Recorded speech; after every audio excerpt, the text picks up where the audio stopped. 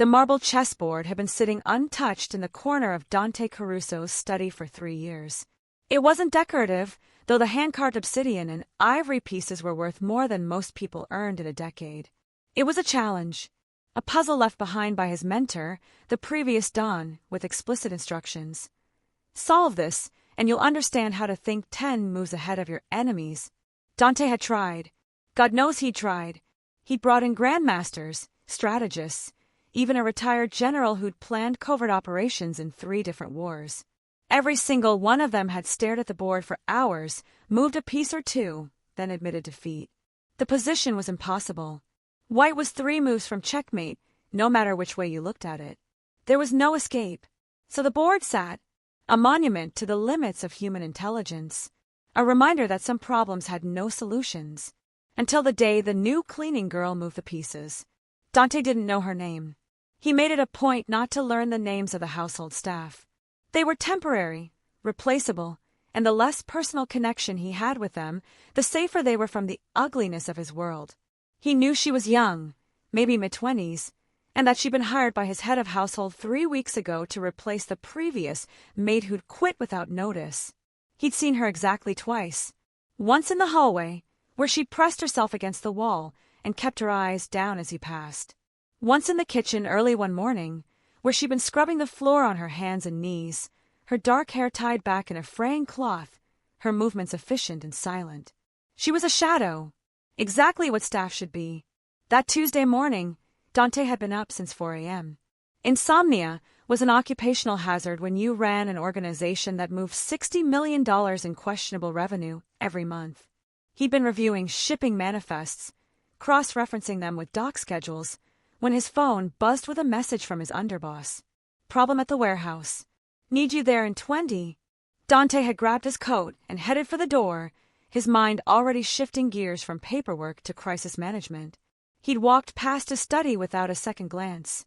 It wasn't until he returned 4 hours later, the warehouse situation resolved with a combination of cold negotiation and the implicit threat of violence, that he noticed something was different. If you're enjoying this story so far, don't forget to hit the like button and subscribe. Drop a comment telling me where in the world you're watching from. I love hearing from you. The door to his study was slightly ajar. That alone was unusual. The staff had strict instructions. His private spaces were off limits unless he explicitly called them in for cleaning, and even then, they were to touch nothing on his desk or the surrounding tables. Dante's hand went instinctively to the gun holstered beneath his jacket. He pushed the door open slowly, his eyes scanning the room for threats. Empty. The leather chair behind his desk sat exactly as he'd left it. The papers were undisturbed. The bourbon decanter on the side table still had the same amount of liquid. Nothing had been stolen. Nothing had been moved. Except the chess pieces. Dante froze. The board no longer showed the impossible position. The pieces had been rearranged. Not randomly, there was clear intentionality in their placement. White's king, which had been cornered by Black's queen and 2 rooks, was now in the center of the board. Black's pieces were scattered, defensive, reactive. Someone had solved it. Dante walked slowly to the corner table where the board sat. His pulse, which had slowed after confirming there was no immediate threat, began to accelerate for an entirely different reason. He studied the new position, his mind racing through the implications of each move. It was elegant. Brilliant, even. Whoever had done this hadn't just found a way out of checkmate, they'd turned the entire game around. White wasn't just surviving, White was winning.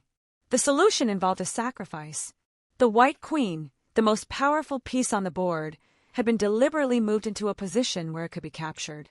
But that capture would trigger a cascade of moves that would leave Black's king exposed and vulnerable. It was counterintuitive. Most players would never sacrifice their queen to save their king. But in this case, it was the only move that worked. Who did this? Dante said aloud, though the room was empty. He walked to his desk and pressed the intercom button. Maria, come to my study. Now. Maria Benedetto had been his head of household for 12 years.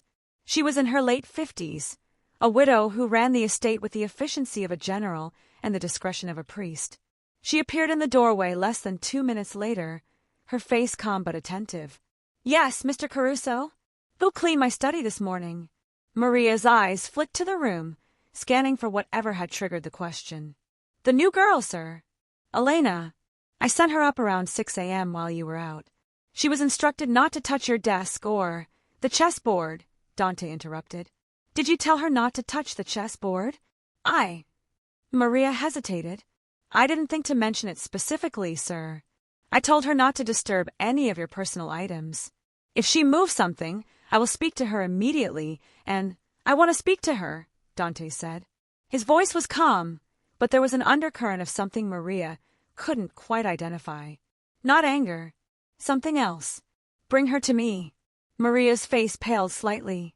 In this household, being summoned to speak to Mr. Caruso directly was rarely a good thing. Yes, sir. Right away. She left, and Dante turned back to the board. He sat down in the chair opposite it, the position that would have been Black's perspective, and studied the pieces again. Whoever had done this understood strategy at a level that exceeded mere chess knowledge. This was the thinking of someone who saw patterns, who understood sacrifice and misdirection, who could visualize outcomes several steps ahead. The door opened again. Maria returned, and behind her stood the cleaning girl. Elena! She looked terrified. Her hands were clasped in front of her, still red and raw from whatever industrial cleaner she'd been using. She wore a plain gray dress that hung loosely on her thin frame, the kind of shapeless garment designed to make a person invisible. Her dark hair was pulled back in the same fraying cloth he'd seen before, and her eyes, a striking hazel color that seemed too vivid for her otherwise muted appearance, were fixed firmly on the floor. This is Elena Vargas, sir, Maria said. She's been with us for 3 weeks. Leave us, Dante said. Maria hesitated for a fraction of a second, then nodded and exited, closing the door behind her. The silence in the room was heavy. Dante let it stretch, watching the girl's reaction. She didn't fidget, didn't look around, just stood perfectly still, her breathing shallow and controlled. She was used to being invisible, used to weathering storms by making herself as small as possible. Do you know who I am? Dante asked finally. Yes, sir. Her voice was soft but clear. Educated. There was an accent there, Eastern European, maybe Hungarian or Romanian, but her English was flawless. Then you know that people who work in my house follow very specific rules. Yes, sir. And one of those rules is that my private spaces are not to be disturbed. Elena's jaw tightened almost imperceptibly. I was told to clean your study, sir. I'm very sorry if the chessboard, Dante interrupted. You move the pieces. She went even more still than before, if that was possible. For a long moment, she didn't respond.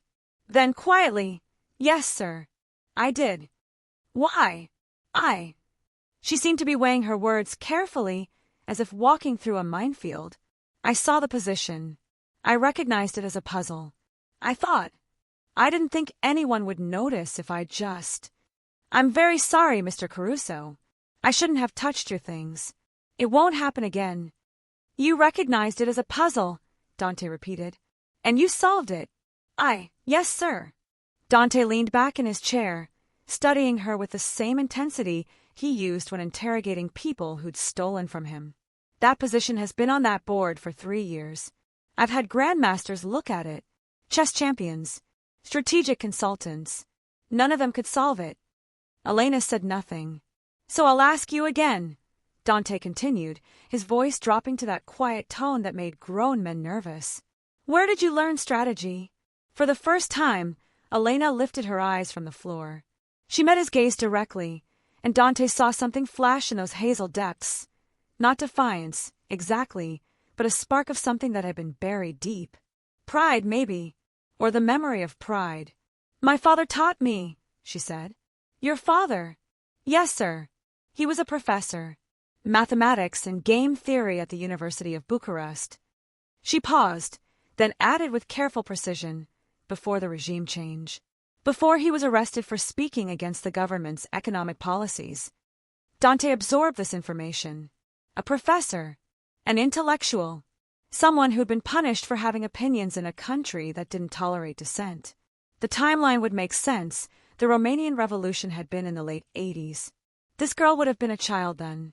And now you're cleaning houses in New York, Dante observed.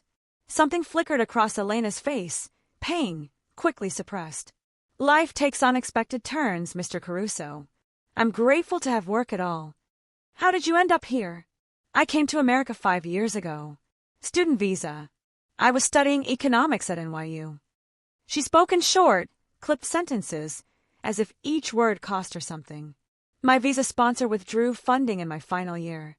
I couldn't pay tuition. I couldn't finish my degree. I couldn't return home. There's nothing left there for me. So I do what I can to survive. Dante stood up and walked to the chessboard. He picked up the white queen, the piece that had been sacrificed in the solution. It was cold and heavy in his palm. You sacrificed the queen, he said. It was the only way to win. Most people can't bring themselves to sacrifice their most powerful piece. They hold on to it, thinking they need it to survive. Elena's lips curved into something that wasn't quite a smile. Most people lose because they're too attached to what they think makes them strong. Sometimes the only way to win is to let go of the thing you think you can't live without. The words hung in the air between them. Dante turned to look at her fully. She dropped her gaze back to the floor, the moment of connection severed as quickly as it had appeared. How much does Maria pay you? Dante asked. $12 an hour, sir. 40 hours a week. $480 a week. Just under $25,000 a year, and that was before taxes. Poverty wages in a city where a one-bedroom apartment could cost 3 times that annually. And you live where? I share a room in Queens, with 3 other women. 4 women in one room. Dante tried to imagine it and couldn't. His closet was probably larger than their entire living space. He walked back to his desk and opened the top drawer. He pulled out a thick envelope, the one he kept for unexpected expenses and opportunities. He counted out $100 bills without looking at them, then held the stack out to Elena. $5,000, he said. Take it.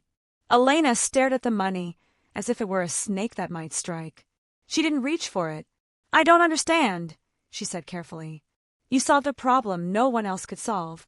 That has value to me. Take the money. Mr. Caruso, I appreciate the gesture, but I can't. It's not a gesture, Dante interrupted. And it's not charity. Consider it payment for services rendered. You provided a solution to a puzzle that's been bothering me for 3 years. That's worth compensation. Elena's hands remained clasped in front of her. With respect, sir, I've learned that in this world, men don't give women money without expecting something in return. The bluntness of the statement caught Dante off guard. She'd said it without accusation, just a flat statement of observed reality. And she wasn't wrong. In her experience, in her world, that was probably true. You're right, Dante said, lowering the money but not putting it away. I do expect something in return, but it's not what you're thinking. He walked around the desk and sat on the edge of it, closer to her but still maintaining a professional distance. I run a complex organization, Elena. I have business interests that require strategic thinking, pattern recognition, and the ability to see solutions that aren't obvious. Right now, I have advisors who are good at violence. I have accountants who are good at moving money. But I don't have anyone who thinks the way you do. Elena's eyes widened slightly. You want to hire me? I want to offer you a different position. Not as cleaning staff. As a consultant, let's call it. A consultant, Elena repeated, her tone making it clear she understood exactly what kind of consulting happened in a house like this. Strategic analysis, Dante clarified. I'll present you with problems, business problems, logistical problems, competitive problems. You'll provide solutions. That's all. You'll work from here, in this house, where you'll be safe. You'll have your own room, your own workspace. I'll pay you $5,000 a week, plus room and board. Elena's face went white. $5,000 a week was more than she made in 2 months of scrubbing floors. It was also completely insane. Why? She asked. You don't know me. You don't know if I can actually help you with anything beyond a chess puzzle. Call it an experiment, Dante said. I'm willing to try it for 1 month. If it doesn't work out, you'll walk away with $20,000 in a reference that will get you any job you want in this city. If it does work out, he let the sentence hang. If it works out, I'm bound to you, Elena finished. I become part of your world, and I can never leave. Smart girl. She understood the implications immediately. You're already part of my world. Dante said quietly. The moment Maria hired you to work in this house, you became connected to me. The difference is, right now you're invisible and expendable. What I'm offering you is visibility and value. In my world, value equals protection. And what happens when I'm no longer valuable? Then you'll have enough money to disappear to somewhere I'll never find you, Dante said. It was the truth, mostly. He had no intention of hunting down a former consultant who left peacefully. But he also had no intention of letting someone with strategic value slip away easily. Elena was quiet for a long moment, her eyes distant, clearly running calculations in her head. Weighing risks, analyzing outcomes. 1-month trial, she said finally, and I want it in writing. A contract that specifies exactly what you expect from me, the payment terms, and the termination clause. Done. And I want to know what the first problem is. Before I agree to anything, I want to know what kind of strategy you need. Dante smiled. It was the first genuine smile he'd felt in weeks. This girl was sharp. She wasn't going to sign her life away without understanding what she was signing up for. There's a property I want to acquire in Red Hook, he said. A warehouse complex on the waterfront. It's currently owned by the Castellano family, but they're willing to sell for the right price. The problem is, there are 3 other parties interested in the same property.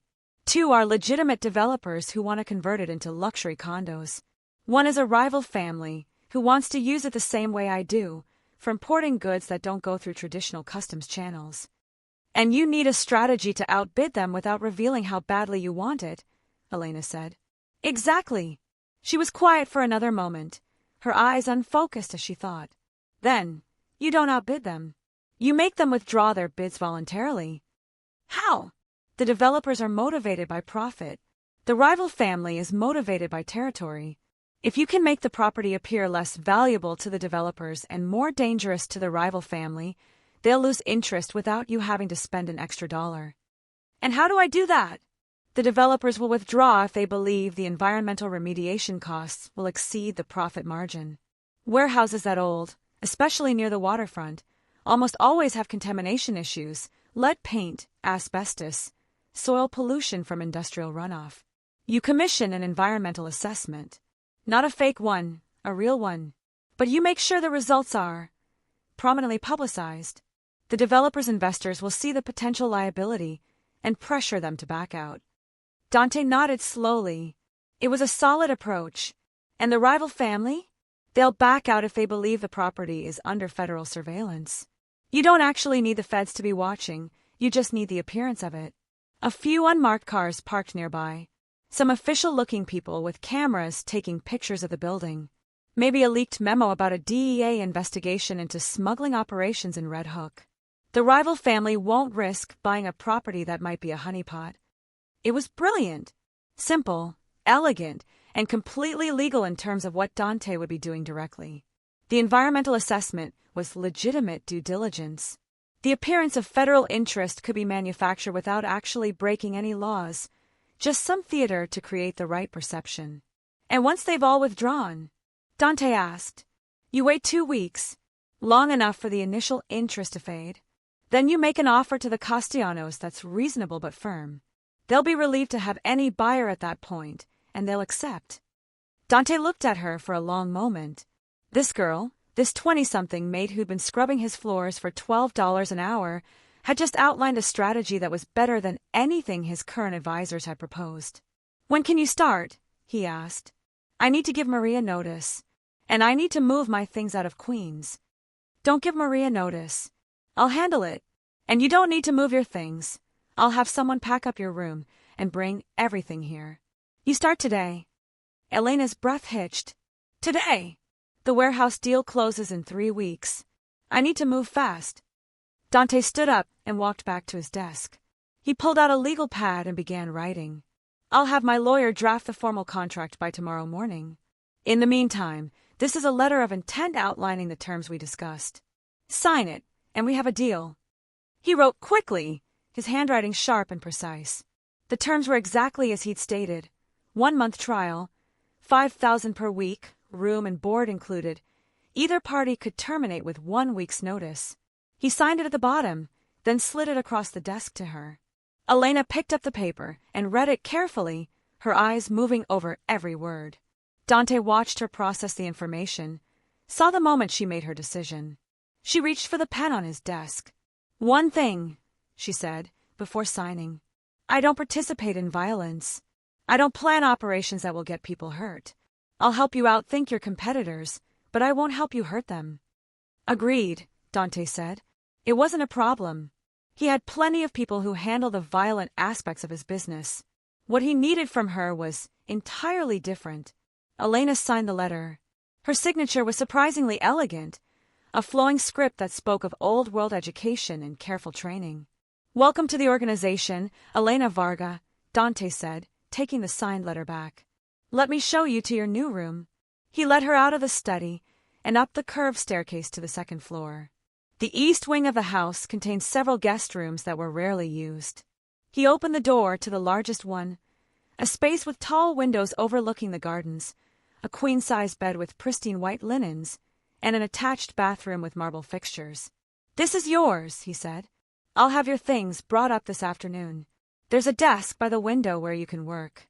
If you need anything, books, a computer, office supplies, tell Maria and she'll get it for you." Elena walked slowly into the room, her eyes wide. She ran her hand over the smooth comforter on the bed, then walked to the window. The view overlooked manicured lawns and the rose garden his mother had planted before she died. "I've never had my own room before," she said quietly. "Not since I left Romania." Dante felt something uncomfortable twist in his chest. He pushed it away. This was a business arrangement, nothing more. "Get settled in," he said. "We'll have dinner at 7. I'll introduce you to the key members of my team. You'll need to know who they are and what they do." "Mr. Caruso," Elena said, turning from the window. "Thank you for the opportunity. I won't disappoint you."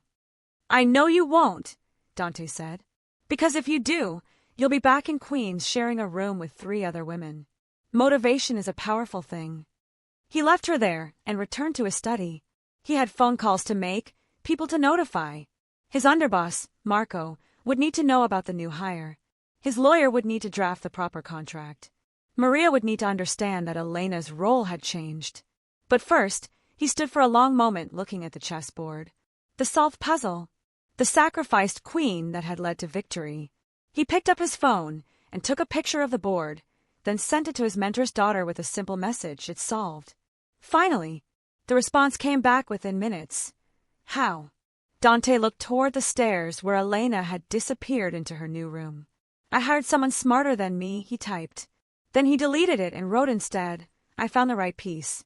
Because that's what she was, he realized. Not a pawn to be sacrificed, not even a queen to be protected. She was something more rare and valuable. She was a player who could see the whole board. And in Dante Caruso's world, the person who could see the whole board was the most dangerous weapon of all. That first dinner was an education in organizational hierarchy and masculine ego.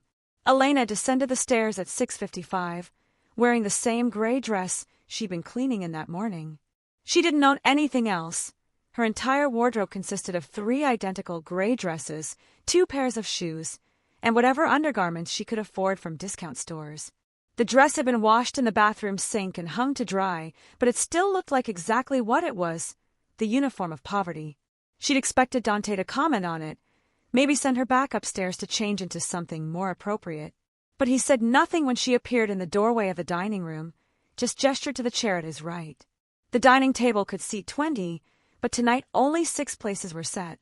Dante sat at the head. Elena was positioned at his right hand, and filling in the other seats were 3 men who looked at her with varying degrees of confusion and suspicion. "Gentlemen," Dante said, not bothering with preamble, "this is Elena Varga. She'll be working with us as a strategic consultant. Elena, allow me to introduce you to the core team." He gestured to the man directly across from Elena, a thick-built Italian in his 50s with gray hair and calculating eyes. "Marco Benedetti, my underboss. He handles day-to-day operations and personnel." Marco nodded curtly. He didn't offer his hand. "Vincent Torelli," Dante continued, indicating a younger man with slicked-back dark hair and expensive suit. "He manages our financial operations and legitimate business interests." Vincent smiled, but it didn't reach his eyes. "Pleasure," he said in a tone that suggested it was anything but. "And Carlo Russo," Dante finished, pointing to a man who looked like he could break cinder blocks with his forehead. "Head of security." Carlo just stared at her, his expression unreadable. "Elena will be assisting us with strategic planning," Dante explained as staff began bringing out the first course, a delicate butternut squash soup that smelled divine. "She has a unique perspective that I believe will be valuable to our operations." "Strategic planning," Marco repeated, his tone making it clear what he thought of that. "What kind of strategy does He paused, his eyes taking in Elena's dress, her rough hands, her carefully neutral expression. "Cleaning girl know about our kind of business." "She solved the chess puzzle," Dante said simply. The effect was immediate. All three men's expressions shifted from dismissive to attentive. "The one from Don Salvatore?" Vincent asked. "That's impossible," Marco said. "We had Kozlov look at that. Russian grandmaster. He said it couldn't be solved." "It could," Elena said quietly. "It just required thinking about the problem differently than a grandmaster would."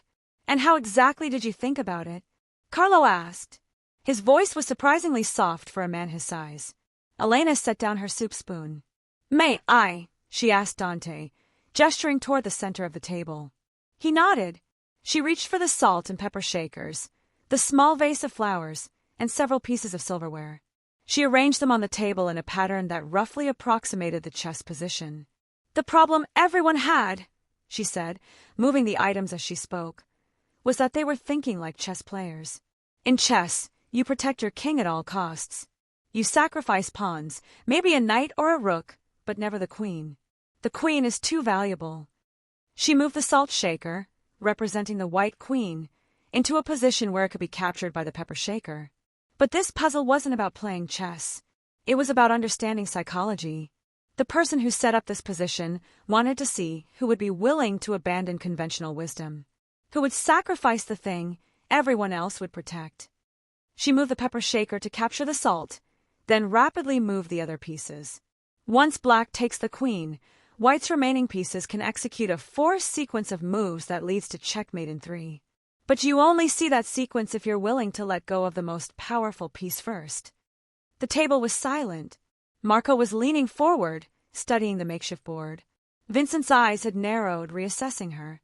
Carlo was nodding slowly, as if recognizing a kindred spirit. "Don Salvatore set that puzzle for the young boss," Marco said, using the old form of address. "He said whoever solved it would understand the cost of power." "The cost of power is sacrifice," Elena said, moving the items back to their proper places on the table. "Not the sacrifice of the weak, but the sacrifice of what you think makes you strong. Sometimes the only way to win is to willingly give up the thing everyone expects you to protect." Dante picked up his wine glass. "Which is why I hired her. To tell us to sacrifice our power?" Marco asked, his tone skeptical. "To tell us when sacrificing power is the smartest move," Dante corrected.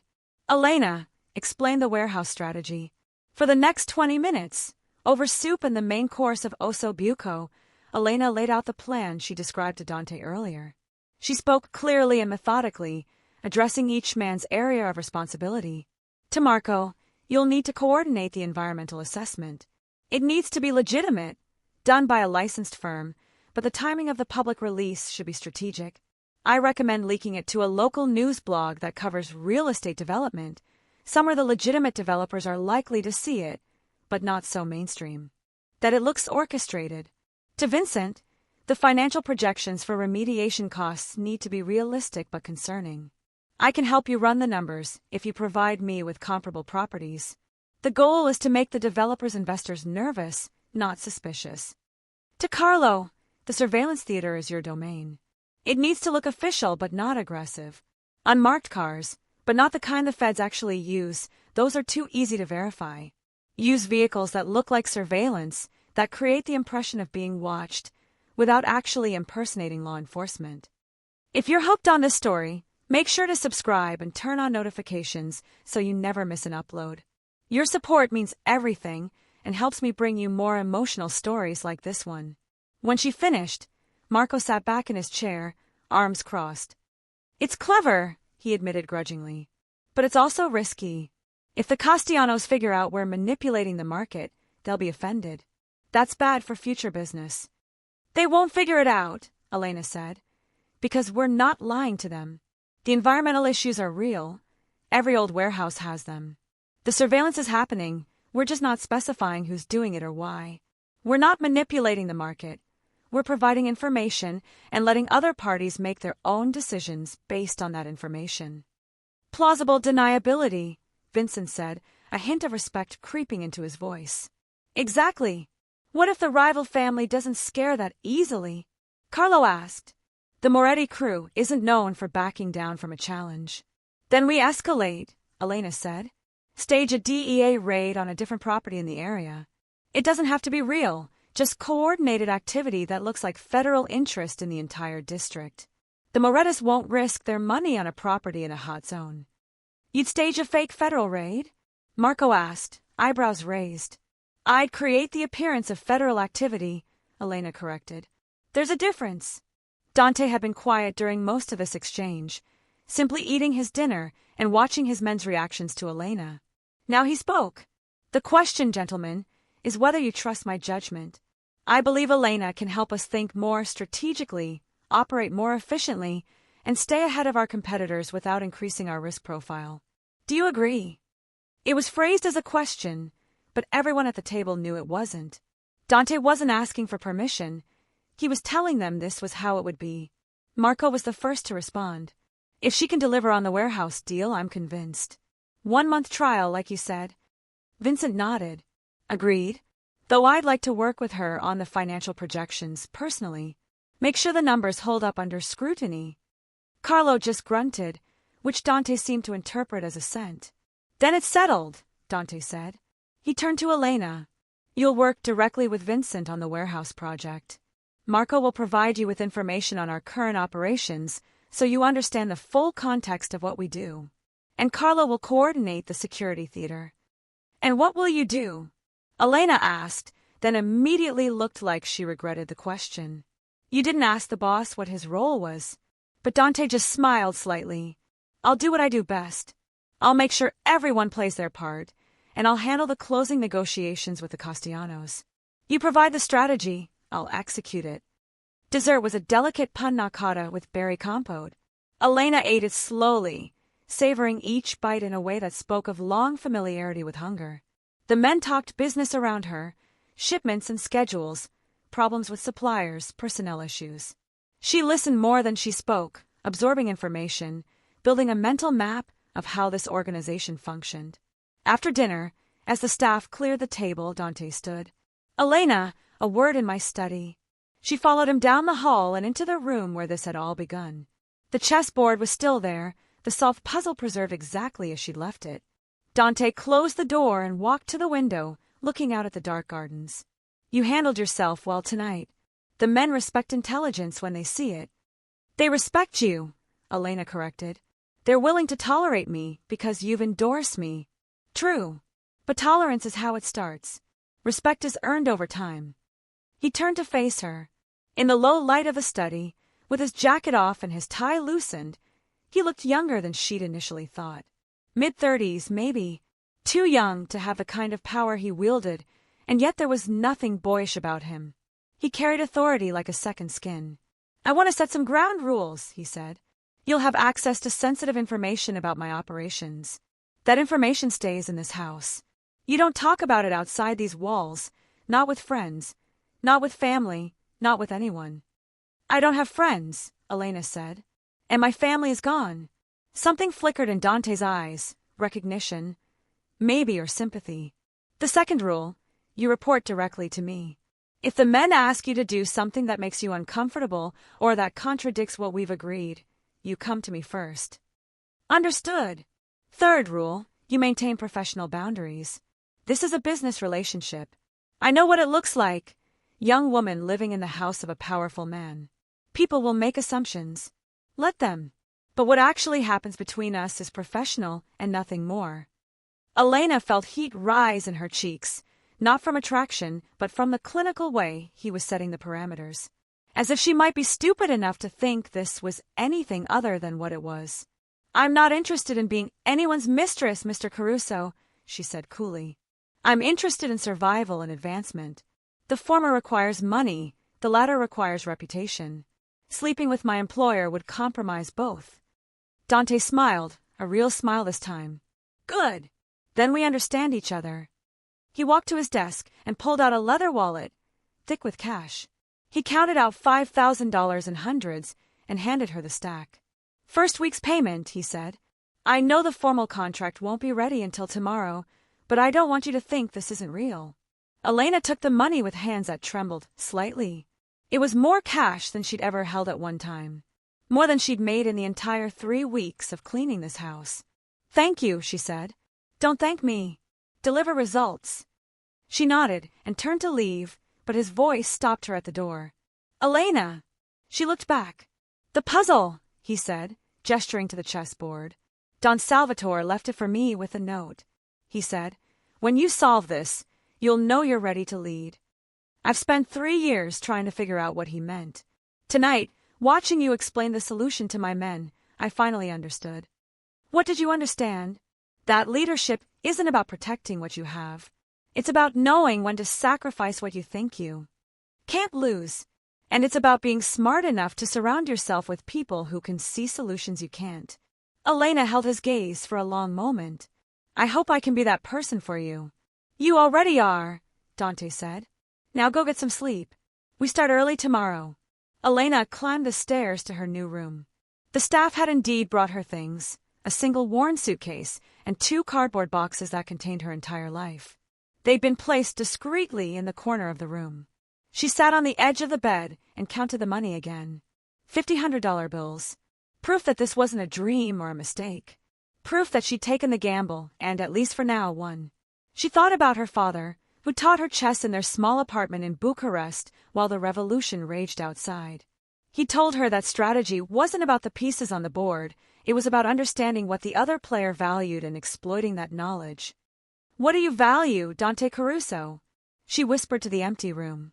She didn't know yet, but she would figure it out. Because in this game she just entered, understanding what her employer valued might be the only thing that kept her alive. She changed into her nightgown, a thin cotton thing with a frayed hem, and slipped between the sheets. They were impossibly soft, like sleeping on clouds. The room was warm. The house was quiet. For the first time in 5 years, she felt safe. It was dangerous, she knew, to feel safe in the home of a dangerous man. Safety was an illusion. Protection was conditional. And the moment she stopped being useful, this would all disappear. But tonight, just for tonight, she let herself enjoy it. She pulled the $5,000 from her pocket and tucked it under her pillow, a habit from years of not trusting banks or roommates. Then she closed her eyes and, for the first time in recent memory, fell asleep without fear. In his study, Dante poured himself a glass of bourbon and stood looking at the chessboard. He picked up the white queen, the sacrifice piece, and turned it over in his hands. He told Elena that leadership was about knowing when to sacrifice what you think you can't lose. But there was another lesson in that puzzle, one he hadn't mentioned. Sometimes what looked like a sacrifice was actually an investment. The queen was lost, yes, but it was lost deliberately, strategically, in service of a larger victory. It wasn't weakness. It was the ultimate expression of power, the willingness to lose a battle to win the war. He set the queen back on the board and took a long drink. $5,000 a week was a significant expense for an unproven consultant. His men thought he was taking a risk. They didn't understand that he'd already calculated the return on investment. If Elena could think the way she demonstrated tonight, if she could consistently provide strategies that gave him an edge over his competitors, she'd be worth 10 times what he was paying her. 20 times. 100 times. And if she couldn't, well, he'd spent more on bad bets before. But his instincts told him this wasn't a bad bet. His instincts, honed by years of reading people and situations, told him that Elena Varga was exactly what he'd been looking for without knowing he was looking. Someone who could see the board differently. Someone who understood sacrifice and strategy. Someone who was smart enough to be dangerous but desperate enough to be loyal. He'd found his player. Now all he had to do was keep her alive long enough to see what she could do. The environmental report arrived exactly 1 week later, delivered in a plain manila envelope by a consulting firm that specialized in industrial site assessments.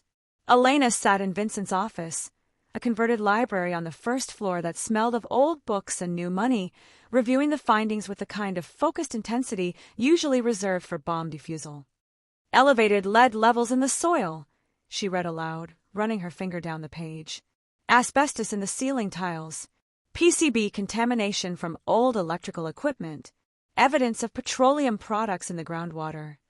She looked up at Vincent, who was watching her from behind his mahogany desk. This is perfect. Perfect. Vincent raised an eyebrow. Most people would call that a disaster. Most people aren't trying to scare away competitors. Elena spread the report across the desk, pointing to specific sections. Look at the estimated remediation costs. $3.2 million for the soil contamination alone. Another $1 million for asbestos abatement. The groundwater cleanup could take 5 to 7 years and cost upward of $8 million. $12 million in environmental cleanup, Vincent said, whistling low. That would make any developer nervous. More than nervous. That would make their investors pull out entirely. Elena pulled out her own calculations, pages of financial projections she'd been working on for the past 3 days.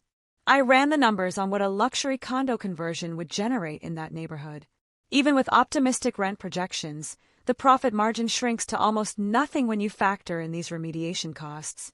No developer is going to touch it. And the Morettas, they won't care about environmental costs. They're not converting it, they're using it as is. But that's where Carlo's surveillance theater comes in. She checked her watch. Speaking of which, he should be starting the operation right about now. Vincent stood and walked to the window. His office overlooked the circular driveway, where a black town car was just pulling up. Carlo emerged from the driver's seat, followed by 2 men Elena hadn't met yet. You want to watch? Vincent asked. Elena hesitated. The warehouse was in Red Hook, a 40-minute drive from the estate. She hadn't left the property since she'd arrived a week ago. Partly because she'd been busy working, partly because she wasn't sure if she was allowed to leave, and partly because some instinct told her that the safest place for her right now was exactly where Dante could see her. But she wanted to see her strategy in action. Wanted to know if the theater she designed would actually work. Is that permitted? She asked carefully. Vincent smiled, a genuine expression this time, not the calculated politeness he'd shown at dinner. You're asking permission. That's smart. Most people in your position would assume they had authority they don't actually have. He pulled out his phone and typed a quick message. Let me check with the boss. The response came back within seconds. Vincent glanced at the screen and nodded. He says yes, but you ride with Carlo and you stay in the car. You observe only. 20 minutes later, Elena found herself in the back seat of Carlo's town car, watching the city slide past the tinted windows. Carlo drove with the same quiet competence he brought to everything else. Smooth, efficient, unremarkable. The kind of driving that didn't attract attention. You? Nervous? He asked, his eyes meeting hers in the rearview mirror. Should I be? Nah. This is the easy part. We're just putting on a show. He turned onto the FDR drive, heading south. The hard part is what happens after. When the Morettas figure out they've been played. They won't figure it out, Elena said with more confidence than she felt. There's nothing to figure out. We're not lying. We're not fabricating evidence. We're just arranging reality in a way that tells a particular story. You're good at that, Carlo observed. Arranging reality. It's what I was trained to do. My father used to say that mathematics isn't about numbers, it's about patterns. Once you understand the pattern, you can predict the outcome. And what pattern do you see with the Morettas? Elena thought about that. She'd spent the past week studying everything she could about the Moretti organization. Marco had provided her with files, surveillance reports, financial records, known associates. She'd absorbed it all, looking for the underlying logic that drove their decisions. They're cautious, she said finally. More cautious than they want people to think. They talk aggressive, but they only move when they're certain of success. That's their pattern, which means if we introduce enough uncertainty, enough risk, they'll back away. And if they don't, then we've learned something valuable about how they make decisions under pressure. Either way, we gain information. Carlo grunted. It might have been approval. They arrived at Red Hook just before noon. The warehouse complex sat on a corner lot near the waterfront, a massive structure of brick and corrugated metal that had clearly seen better days. Broken windows, rusted fire escapes, weeds growing through cracks in the parking lot. But location was everything. The property had direct water access, proximity to major highways, and enough square footage to handle serious volume. For legitimate developers, it was a gold mine. For organizations like Dante's, it was perfect for moving goods that needed to avoid customs inspections. Carlo parked the town car half a block away, in a spot with clear sight lines to the warehouse entrance. 2 other vehicles were already in position, a nondescript sedan across the street, and a van parked near the loading dock. "That's Team 1 and Team 2, Carlo explained, gesturing to each vehicle. "They've been rotating positions every few hours for the past 3 days. Long enough to be noticed, not long enough to be confronted." Elena watched as a man emerged from the sedan, carrying a professional-looking camera with a long lens. He didn't try to hide what he was doing, just stood on the sidewalk and began photographing the warehouse from multiple angles, methodically documenting every entrance and exit. "Isn't that a bit obvious?" Elena asked. "That's the point. If we were actually feds, we'd be more subtle. But we want the Morettis to see this. We want them to think someone is watching, but we want them to be confused about who and why." As they watched, a black SUV pulled up to the warehouse, much nicer than the other vehicles in the area, clearly out of place. 2 men got out, both wearing expensive leather jackets and the kind of aggressive body language that screamed organized crime. "Moretti scouts," Carlos said quietly. "Right on schedule."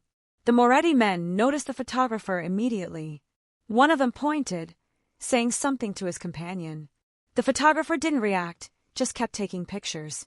The second Moretti man pulled out his phone. "They're calling it in," Carlos said, "reporting the surveillance to their bosses. What happens if they confront the photographer? He shows them a fake press credential, says he's documenting industrial decay for an art project. They can't prove otherwise, and they won't want to make a scene in broad daylight." But the Moretti men didn't approach. They stood by their vehicle for a few minutes, clearly uneasy, then got back in and drove away. "And that," Carlos said with satisfaction, "is how you create reasonable doubt." They stayed for another hour, watching the rotation of vehicles, the pattern of activity designed to look like surveillance without actually being surveillance. It was theater, exactly as Elena had designed it, but it was convincing theater. On the drive back, Elena's phone buzzed, a text from Dante. "How did it go?" She typed back, exactly as planned. "The Morettis took the bait." "Good. Come to my study when you return." When Elena knocked on the study door 40 minutes later, Dante was on the phone. He gestured for her to enter and take a seat while he finished his conversation. "No, that's not acceptable. The shipment arrives Wednesday or not at all. I don't care about their scheduling conflicts. Then find a different supplier." He hung up without saying goodbye and turned his attention to Elena. "Carlos says the operation went smoothly." "It did. The Morettis sent scouts to check out the property. They saw our people, got nervous, and left. By tomorrow, I expect their leadership will have decided the risk is too high. And the environmental report, Vincent is leaking it to the real estate blog tonight. By morning, every developer interested in that property will be recalculating their numbers." Dante leaned back in his chair, studying her with that intense gaze that made Elena feel like he could see straight through to her thoughts. "You've been here a week. So far, everything you've predicted has happened exactly as you said it would. That's either impressive strategic thinking or remarkable luck." "It's pattern recognition," Elena said. "People are predictable when you understand what motivates them. The developers are motivated by profit. The Morettis are motivated by risk aversion. Give them the information they need to make the decision you want them to make, and they'll do the work for you." "And what motivates you, Elena?" The question caught her off guard. She'd been expecting praise or criticism, not personal inquiry. "Survival," she said honestly. "And the hope of something more than survival." "Something more like what?" Elena looked around the study, the leather-bound books, the expensive artwork, the chessboard that had changed her life. "Autonomy. The ability to make choices instead of just reacting to circumstances. You have that now. You're making $5,000 a week. That buys a lot of autonomy. For now. But this is temporary, isn't it? 1-month trial. If I don't prove valuable enough, I go back to. She gestured vaguely, indicating the world outside the estate walls. Do you think you won't prove valuable enough? I think I'm one mistake away from losing everything I've gained. Dante stood and walked to the window, his thinking position. Elena had learned. He did his best analysis when he was looking at something other than the person he was talking to. Let me tell you something about power, Elena. The people who lose it are the ones who forget it's conditional. They start to believe they deserve it, that it's theirs by right. They get comfortable, and comfort makes you sloppy. He turned to face her. You're not comfortable. That's good. It means you're still sharp, still hungry. The day you start feeling safe is the day you become useless to me. It should have felt like a threat. Instead, it felt like honesty, the kind of brutal clarity she'd learned to appreciate in this world. The warehouse deal closes in 2 weeks, Dante continued. If it goes through as planned, if the other bidders withdraw and the Castellanos accept our offer, then your trial period is over. I'll offer you a permanent position. And if it doesn't go through, then we reassess. But I don't think that's going to happen. He returned to his desk and pulled out a folder. I have a new problem for you to look at. One of our shipping routes has been experiencing delays. Small things, containers held up in customs, trucks breaking down, paperwork errors. Nothing catastrophic, but enough to be concerning. He handed her the folder. I need to know if it's bad luck, incompetence, or sabotage. And if it's sabotage, I need to know who and why. Elena opened the folder and began scanning the documents, shipping manifests, customs forms, maintenance records. Even at first glance, she could see the pattern. The delays are too consistent to be random, she said, flipping through the pages. Look at the timing. Every incident happens on a Tuesday or Thursday. That's not coincidence. What does it tell you? That whoever is causing the problems has access to your shipping schedule and is choosing specific days. Someone internal, or someone with an inside source. She pulled out a calendar and began marking the incidents. The other pattern is geographical. All the delays are happening at Port Newark, none at the other terminals you use. Which means the problem is localized to that specific port. Either you have someone on the ground there who's working against you, or one of your competitors has successfully bribed customs officials at that location. Dante smiled slightly. This is why I hired you. It would have taken my people 2 weeks to notice what you spotted in 2 minutes. Pattern recognition, Elena repeated. It's not magic. It's just paying attention to the data. Can you narrow down who the inside source might be? Give me access to your personnel files for everyone who works at or has access to Port Newark operations. I'll cross-reference their schedules with the incident dates and look for correlations. Done. Vincent will get you the files. Dante checked his watch. It's almost 6. We have dinner guests tonight. You should change into something more appropriate. Elena looked down at herself. She was wearing one of her gray dresses again. She'd rotated through all 3 over the past week, washing them nightly in her bathroom sink. I don't have anything more appropriate, she admitted. This is what I own. Dante's expression didn't change, but something flickered in his eyes. Surprise, maybe, or the realization of just how completely he disrupted her life by bringing her here. Maria, he called into the intercom. Come to my study, please. Maria appeared moments later, her face composed but questioning. Elena needs appropriate clothing for dinner with business associates, Dante said. Take her into the city tomorrow. Get her whatever she needs. Charge it to the household account. Of course, Mr. Caruso. Any specific guidelines? Professional, elegant, nothing flashy. She represents this organization now. She should look the part. After Maria left with Elena to take measurements and discuss style preferences, Dante returned to the window. He'd meant what he said about Elena representing the organization, but it went deeper than that. She'd been living in his house for a week, wearing the same 3 dresses, washing them in her sink because she didn't want to ask the staff to do her laundry. She'd been eating dinner with his associates and working 12-hour days on his problems, all while maintaining the appearance of someone who had everything under control. But she didn't have everything under control. She was barely hanging on, operating on the edge of survival, too proud or too scared to ask for basic necessities. He should have noticed sooner. should have anticipated that a woman who'd been making $12 an hour wouldn't have the wardrobe for her new position. It wasn't charity to fix that. It was business.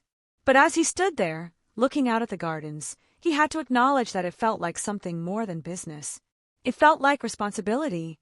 The next morning, Elena found herself in the back of the town car again, this time with Maria beside her instead of Carlo.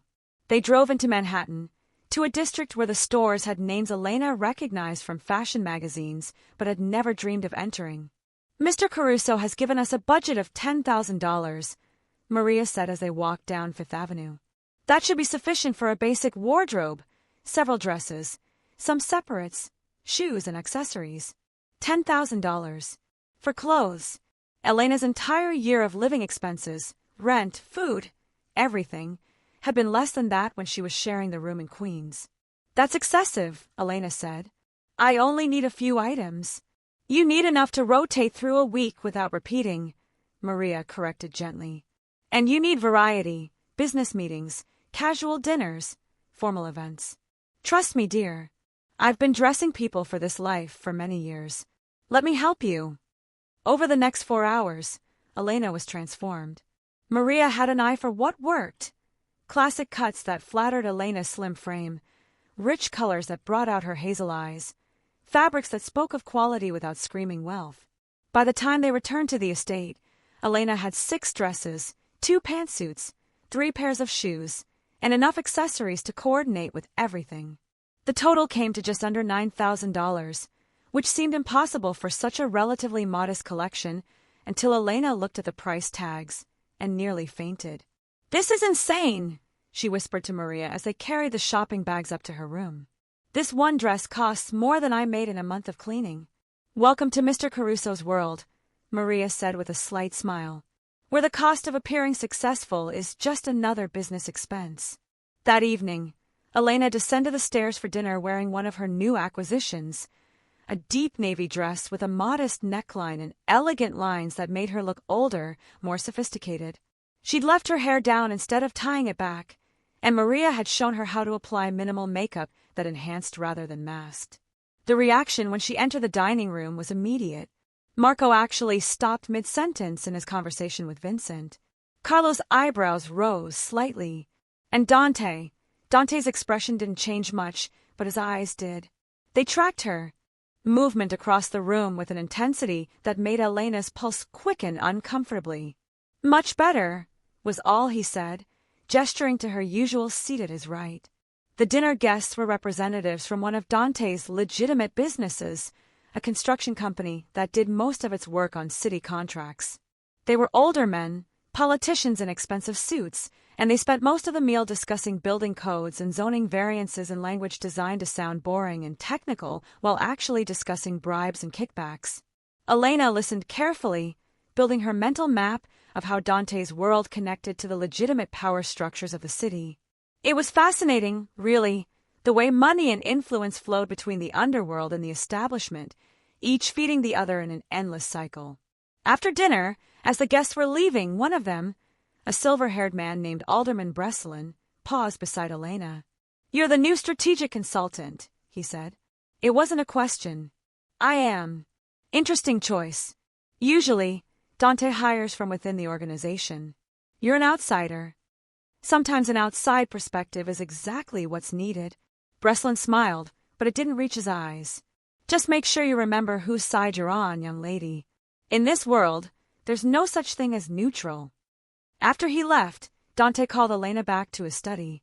"What did you think of our guests?" he asked. "I think Alderman Breslin is taking more than his fair share of the construction contracts, and I think he's worried that you might notice." Dante's eyes sharpened. "What makes you say that?" "The way he positioned himself during dinner.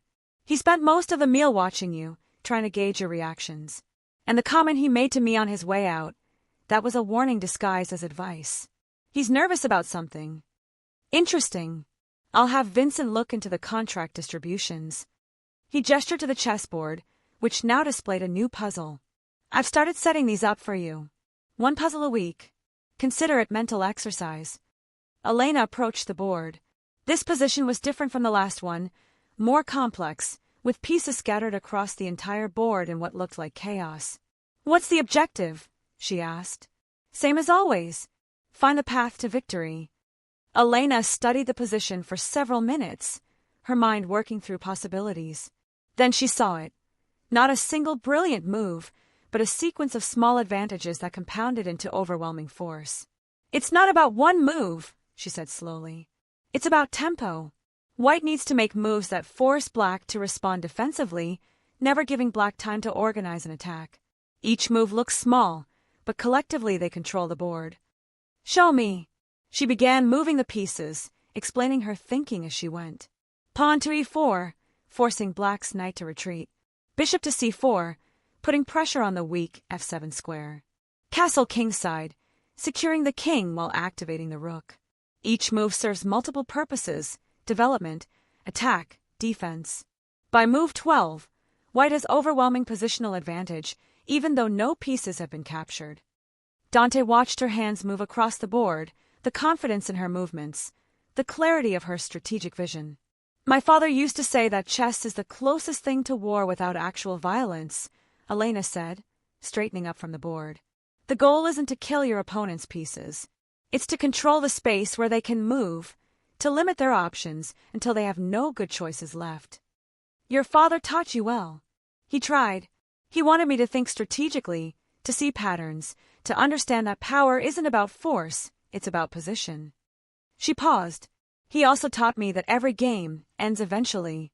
That even the most brilliant strategy can't protect you from the reality that someone always loses." "Is that what you think? That someone always has to lose?" "Don't they?" Dante was quiet for a moment, looking at the board. "In chess, yes. One player wins, one player loses.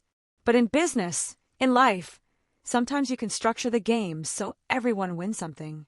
The art is figuring out what each player values most and making sure they get enough of it to stay at the table. Is that what you're doing with the warehouse? Making sure everyone gets something? The Castellanos get paid. The developers find other projects that are more profitable.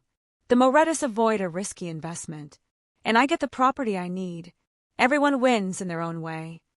Except the people you're deceiving. I'm not deceiving them. I'm giving them accurate information and letting them make their own choices based on that information. There's a difference." Elena wanted to argue, but she couldn't quite articulate why it felt wrong. Maybe because it was the kind of manipulation her father had fought against. Powerful people arranging reality to serve their interests while maintaining the appearance of fairness. Or maybe because she was now one of those powerful people, helping to arrange that reality. "You're thinking too hard," Dante observed. "I can see it on your face." "I'm trying to figure out where the line is," Elena admitted. "Between smart strategy and unethical manipulation. There is no line. Or rather, the line is wherever you decide to draw it. Ethics are subjective. Power is objective." "I don't believe that." "You don't have to believe it. But you should understand that in this world, the people who succeed are the ones who recognize that morality is a luxury you can afford only when you're already in a position of strength." Elena thought about the room in Queens. The 3 other women she'd shared it with, all of them working multiple jobs, all of them one missed paycheck away from homelessness. Where was the morality in that system? Where was the fairness? "My father believed in principles," she said quietly. "He died for them. And what did his principles accomplish?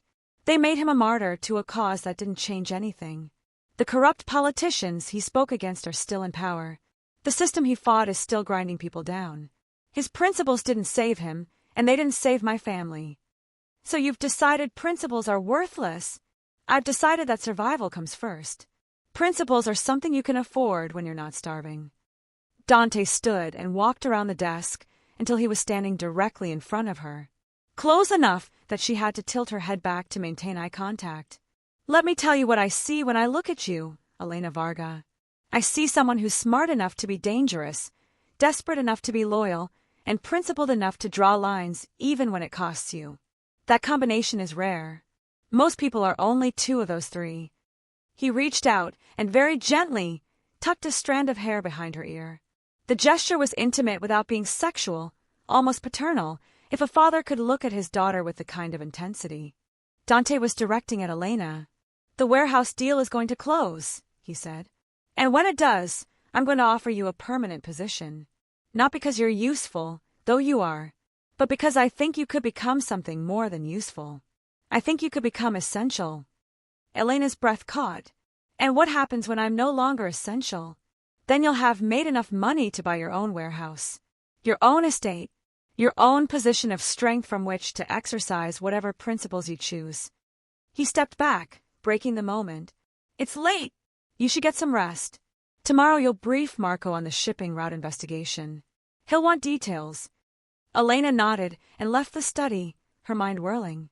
As she climbed the stairs to her room, she couldn't shake the feeling that she'd just passed some kind of test, though she wasn't sure if she'd passed it or failed it. In her room, she changed into her nightgown and sat at the desk by the window. Below, the garden stretched out in the moonlight, beautiful and manicured and completely artificial. She thought about her father, who'd believed that truth and justice mattered more than survival, who'd stood up to power even when it destroyed him. She thought about the woman she'd been a week ago, scrubbing floors for $12 an hour, sharing a room with strangers, eating ramen noodles for dinner. And she thought about the woman she was becoming, dressed in expensive clothes, sleeping in a palace, helping a crime lord outsmart his competitors. Which woman would her father be proud of?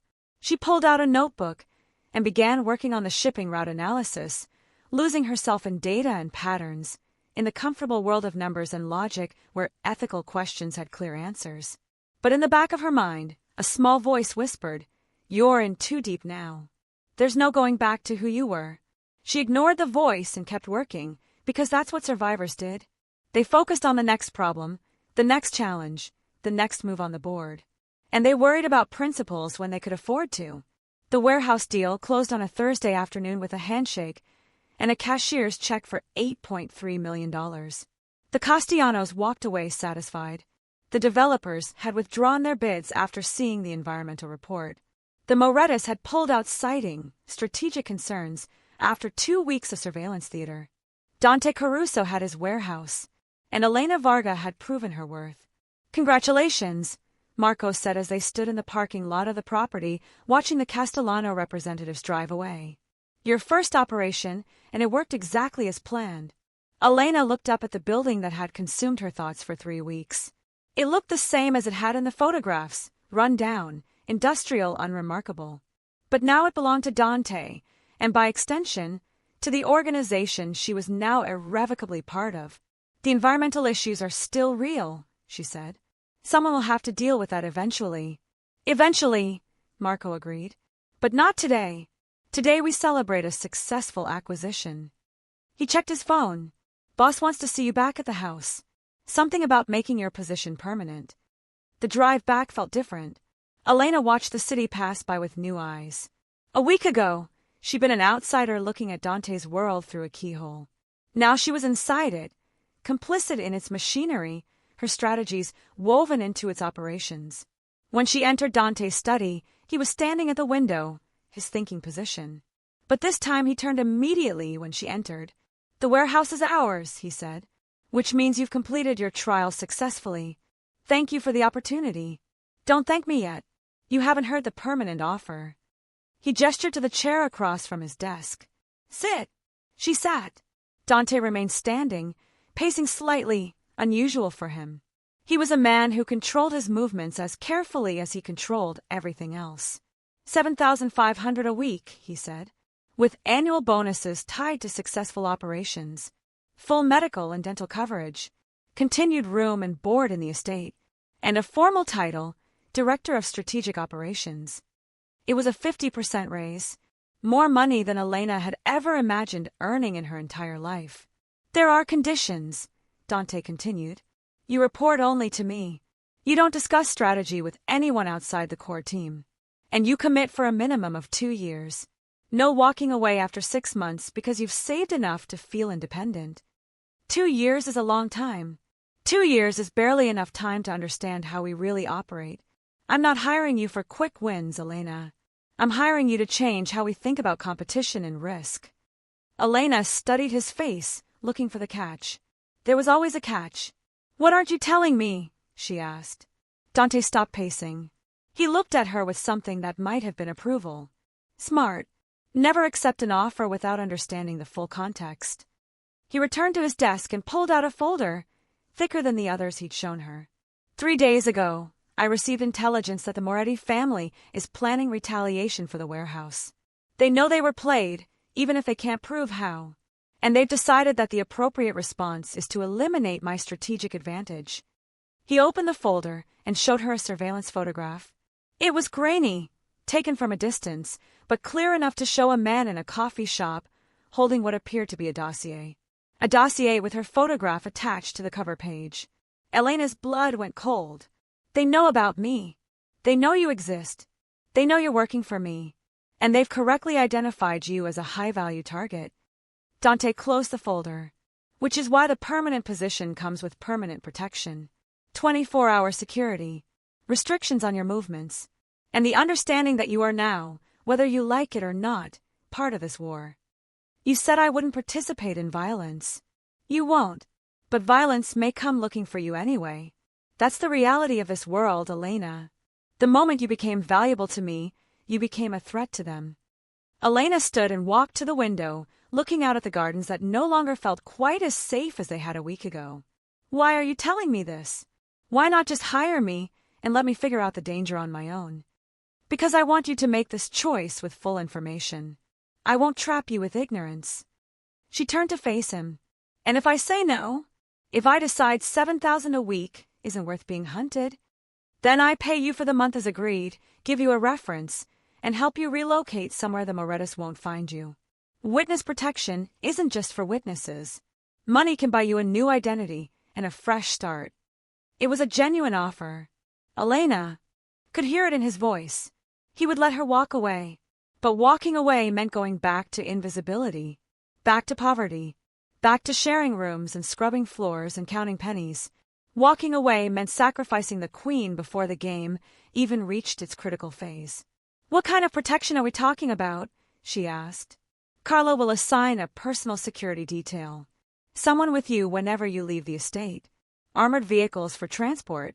Background checks on anyone who comes into regular contact with you. And weapons training if you're willing. Weapons training. Knowledge is protection. If you know how to handle a gun, you're less vulnerable than if you don't. Elena thought about the little girl in Queens who'd learned chess from her father while revolution raged outside. That girl had believed that intelligence was the ultimate weapon, that strategy could overcome any physical threat. That girl had been naive. I want to see the security plan in detail, Elena said. I want to understand exactly what restrictions I'm agreeing to. And I want veto power over who gets assigned to my protection.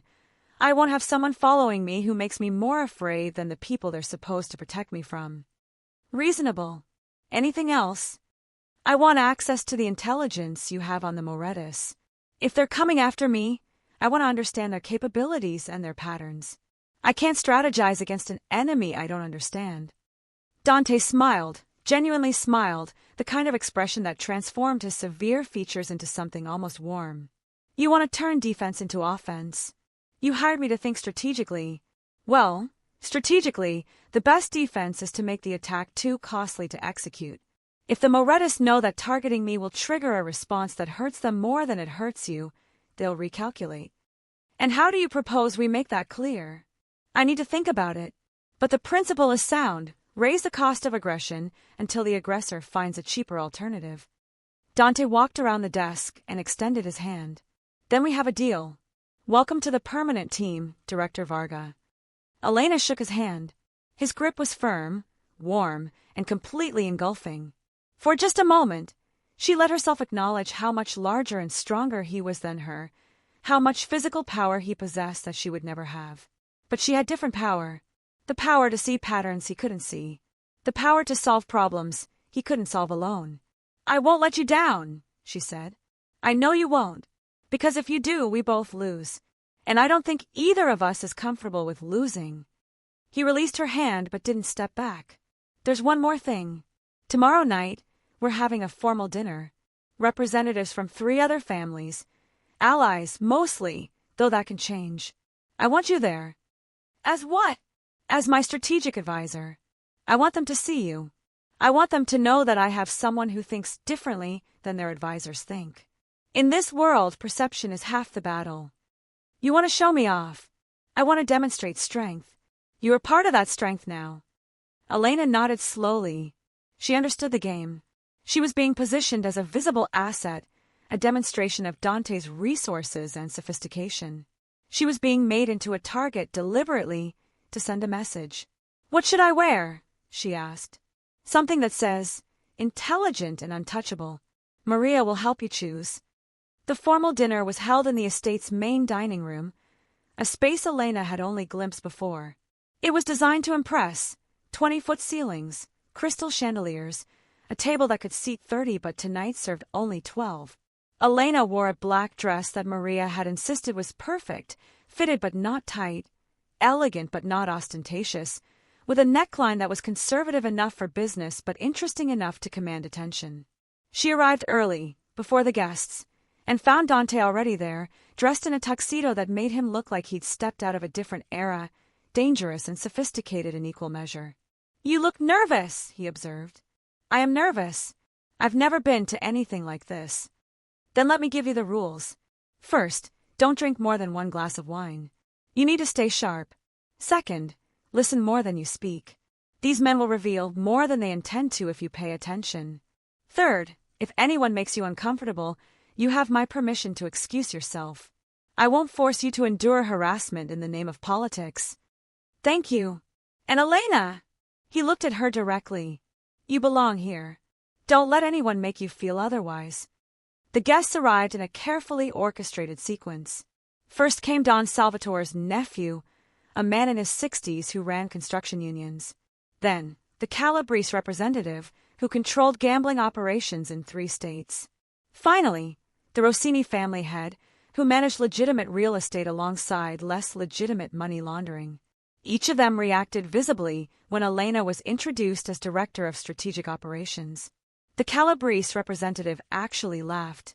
"You hired a girl to do strategy," he said, not bothering to hide his amusement. "I hired the person who solved Don Salvatore's chess puzzle in under 5 minutes," Dante replied calmly. "The same puzzle that stumped every grandmaster we brought in. Gender is irrelevant when you're looking for intelligence." The laughter died. Over dinner, course after course of exquisite Italian cuisine, Elena listened. She watched the power dynamics play out in who spoke first, who deferred to whom, who made eye contact and who avoided it. She noticed that the Rossini representative kept checking his phone under the table, that the Calabrese man's hand trembled slightly when he reached for his wineglass, that Don Salvatore's nephew had a bruise on his knuckles that looked fresh. When the conversation turned to business, territory disputes, profit sharing, mutual concerns about federal oversight, Elena contributed only when directly asked. But when she did speak, she made sure her answers were precise, informed, and demonstrated that she understood their world better than they expected. "The eastern docks are vulnerable," she said when asked about shipping security. "Not because of federal presence, but because of predictable patterns. You rotate the same 3-night cruise on the same schedule every week. Anyone conducting surveillance would identify your operation within a month." The table went quiet. "And how would you fix that?" the Rossini representative asked, his skepticism clear. "Randomize the crew rotations. Use different entry points for each shipment. Vary the timing, so there's no predictable window. Make surveillance cost-prohibitive by making patterns impossible to establish." "That would require more personnel," Calabrese objected. "It would require better scheduling. You already have the personnel. You're just using them inefficiently." Dante watched this exchange with quiet satisfaction. His men had been trying to explain these concepts to the other families for months. Hearing it from Elena, young female and outsider, carried different weight. After dinner, as the guests moved to the library for cigars and brandy, the Rossini representative approached Elena. "You're the one the Morettas are targeting," he said quietly. Elena's heart rate spiked, but she kept her expression calm. "I've heard rumors to that effect." "They're not rumors. They've put out feelers about hiring outside contractors. People who specialize in making problems disappear quietly." "Why are you telling me this?" "Because Don Caruso is an ally, and allies protect each other's assets. Consider this advance warning. They're planning something within the next 2 weeks." "Do you know what?" No. But I know they've budgeted 200,000 for it. That's not a simple hit. That's an operation. Elena nodded, her mind already racing through possibilities. I appreciate the information. Don't appreciate it. Use it. Stay alive. Dead consultants can improve our dock security. When the guests finally left, well past midnight, Elena found Dante in his study. He'd shed the tuxedo jacket and loosened his tie, and he was pouring 2 glasses of bourbon. You were impressive tonight, he said, handing her one of the glasses. The Rossini representative asked if I'd be willing to loan you out for a consultation on their West Coast operations. What did you tell him? That you're not available. You work for me exclusively. He raised his glass. To successful operations and profitable partnerships. Elena raised her glass but didn't drink. Rossini told me something. About the Morettis. Dante's expression shifted instantly from relaxed to alert. What did he say? She told him about the contractors, the budget, the 2-week timeline. 200,000, Dante repeated. That's significant. They're not hiring street thugs. They're bringing in professionals. Which means we need a professional response. I'm already increasing your security. Carlo will have the new detail in place by tomorrow. Security is reactive. I want to be proactive. Elena set down her glass and walked to the chessboard, the new puzzle Dante had set up the previous week. You taught me that the best strategy is to control the board. Right now, the Morettis are controlling it. They're deciding when and how to act. We're just responding. What do you propose? Elena studied the chess pieces, her mind working through scenarios. We make them question their intelligence. Make them uncertain about what they know about me, where I am, what I'm doing, whether I'm even still working for you. Misdirection. Exactly. If they've hired contractors, those contractors are operating on information. Bad information leads to bad outcomes. We feed them false patterns, create multiple possible targets, make their 200,000 investment as ineffective as possible. Dante walked over to stand beside her at the chessboard. You understand that if this fails, if they get through our defenses, the consequence is your death. I understand that my life became conditional the moment I solved your puzzle. I can either hide and hope they don't find me, or I can fight and force them to reconsider whether I'm worth the cost. She looked up at him. Which strategy do you think has better odds of long-term survival? The second one. Always the second one. Then let me design the misdirection. Let me turn their operation into a liability. Dante was quiet for a long moment, studying her face in the low light of the study. Then he made a decision. You have 1 week to develop the strategy. Present it to me and the core team. If it's sound, we implement it. If it's not, he didn't finish the sentence. If it's not, I go into hiding until the threat passes. Yes. Elena extended her hand. Then we have another deal, Mr. Caruso. He shook her hand, and this time he didn't let go immediately. You could have stayed invisible, Elena. You could have taken the money and disappeared. Why are you choosing to fight? She thought about her father, who'd fought for principles and lost everything. She thought about the girl in Queens who'd been so desperate to survive that she'd wash the same 3 dresses every night. Because I'm tired of hiding, she said simply. I've spent 5 years making myself smaller, quieter, less visible. I'm done with that.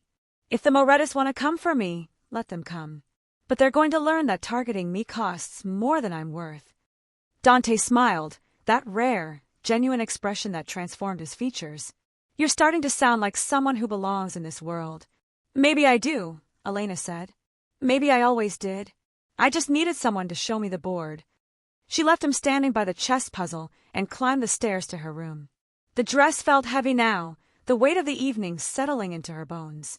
She changed into her nightgown and sat at her desk, pulling out a fresh notebook. At the top of the first page, she wrote, Counter-strategy, Moretti threat assessment. Then she began to write, her pen moving across the page with certainty and speed, designing the misdirection that would either save her life or end it. In his study, Dante looked at the chessboard. The position Elena hadn't solved yet showed a queen surrounded by threats, apparently trapped.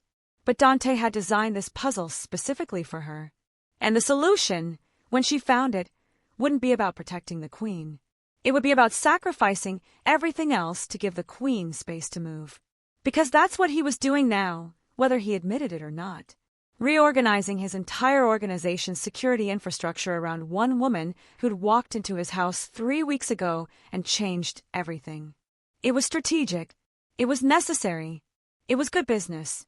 It was also, he was beginning to realize, something more than that. But that was a problem for another day. Tonight, he had a war to prepare for, and a queen to protect. Thank you so much for watching until the end. If you love this story, check out the other videos on your screen now.